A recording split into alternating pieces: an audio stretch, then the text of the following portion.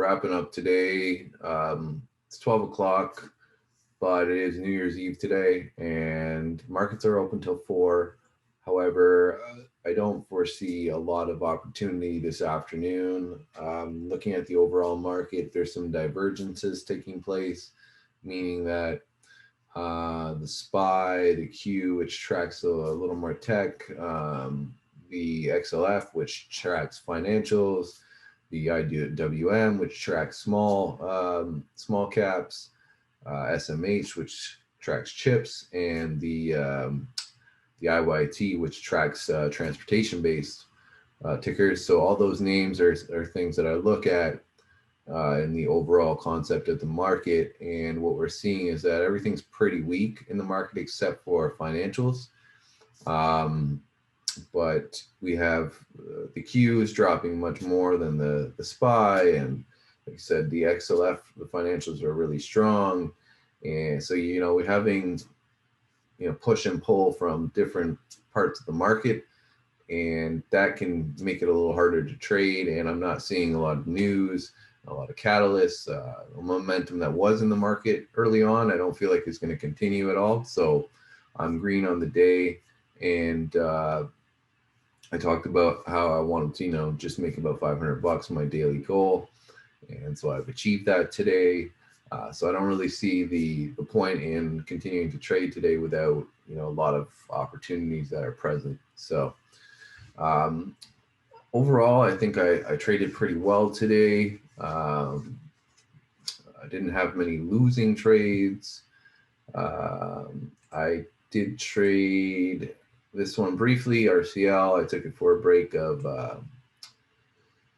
74.50, and it continued higher. I took that because we can see that it's a daily breakout. So it had tested 74.64, 74.50, 74.50, 74, 74.40, 74.47. So it started to break out, made this nice move over the pre-market highs and over previous daily highs, and then made a breakout over the recent daily pivot of 74.71 here. And then we see it rejected the 20-day EMA. 75.77 was the 20-day EMA, and the high day today 75.75. So that was a nice move. I'm not a huge fan of the cruise lines, just from overall global economic standpoint and what's going on with the pandemic. And you could, if you had bought RCL at off its lows back in March, you would be doing great, just like many other stocks. And, it's made a nice recovery, but it's still, pretty far off of its highs. We've got a nice window here to 84. The daily chart looks good here, but I would like to see it get above this 20 EMA first before I get into it. But it is a daily breakout. It is holding the 74 level now, so I am watching it. But anyways, this was one that I took a shorter term trade on. We have BTBT, which is moving off of Bitcoin. This is a relatively new mover that I haven't really come across until just recently. I had this breakout here on the daily, and it's just been flying since then. I did have it on my watch just because yesterday I know it was moving, and Bitcoin's been moving. So it had pulled back quite a bit leading into the opening bell, but it had bounced right back up. And then so I took it, first entry was just over 17. This pivot, so I took some profit on the way up, and then I took another one for the breakout here over 19, I believe, some profit there. So in and out of this one a few times. If I had just held from 17 right to 19, could have been a really, really solid move, but that's not generally how I trade, and it can be hard to manage the risk that way. So you don't take profit, especially in a day where the momentum in the markets should be similar. This was actually a really surprising move. It's up 20% on the day. Not really expected that I was going to see that. I didn't expect that I was going to see that move, but clearly, this one had a little bit of momentum today. And I believe that was about it. I took an early trade pre-market. Really like to do that, but there was a news release that came out on LMND. So I just took a quick 1.5 on that on 100 shares, and tanked after there was release another news release, which was a negative news release, and it just tanked the stock right after that. So I did get a little bit lucky. Luck moved in my favor a bit, not for a $3,000, favor, but I didn't at least get caught on the way down. I was able to capitalize on the positive news on the way up and not so much on the way down.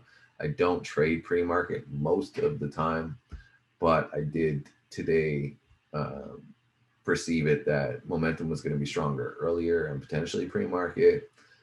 And this one has been moving quite well. I see that yesterday and the past couple of days moving. Plus, it had a positive catalyst. So, and then there's this potential daily breakout. So, there was a lot of things I liked about it, but now this is pulling back quite a bit. I'm gonna keep this one on watch for a swing trade as well. See what it does if it kind of bases out and holds this uptrend, but doesn't break down too much. And yeah, so that's basically what I traded today, and can't really complain. But one thing I do want to point out is AC here. This is a stock that, look, at the other day popped up from $2, ran all the way up, had a halt, an extensively long halt like you did, and then pulled back and got destroyed. Now base sideways, and now it's breaking out. It broke out over this $10 mark, and then it just exploded upward. Now there's no news. I've looked. There was no news the day that it made this giant move here, and then there was no news that kind of kept it at this price point, and now it's breaking out again. So this is where, like I said, it's frustrating because there's no reason why AC is being allowed to make this move if there's no material news, and it's just volatility. Now, I'm not trying to say that I don't like volatility, because that's where I take opportunities quite often, but it's frustrating to see, some things are able to move, other ones are not, and I get caught in the halt, moving downwards on, what are the chances, right? So that's, again, just another highlight of how you don't control a lot of the things in the market. So anyways, this is the last day of 2020 of trading in the market. We will be starting New Year's Eve, like I said, New Year's Day tomorrow. We'll be starting anew next week, which I'm looking forward to. I've learned a lot over 2020, and that's what you can hope for the most as a trader. This is my first full year as a trader. I've been trading previously, but this is it's been more off and on, and more some education and blow up account here or whatever. So this has been my first year of trading completely and making it a part of my business, and so I'm happy about getting that year under my belt, because the more experience that you get as a trader, the better that you become. There's something that you can't replicate as a trader, and that's experience and time in front of the charts, and understanding and reading the level 2, and knowing which tickers move well and which ones don't, and which ones are frustrating to trade, and what you want to stay away from, and what your routine needs to look like, and what your strategy specifically is, and where you focus, and what's your what's your price range or anything like that. So the more you trade, the better you get. And so I'm happy, to have another, year under my belt now.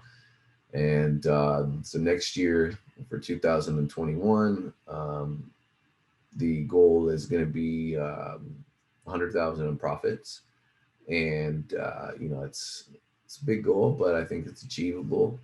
And you just got to get better every day, stay disciplined, and continue to work on your regimen. So looking forward to next week, and we'll continue on with the challenge.